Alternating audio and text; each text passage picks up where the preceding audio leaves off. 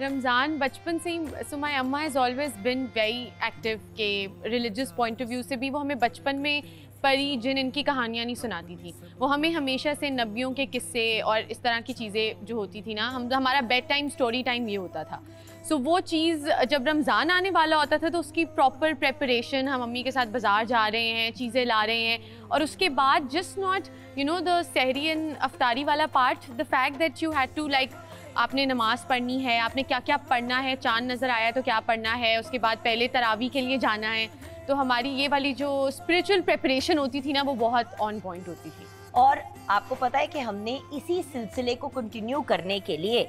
तारीख के दरीचों से एक सेगमेंट रखा है जो हमारी बहुत ही टैलेंटेड मेमुना होस्ट करती हैं, and it's such a pleasure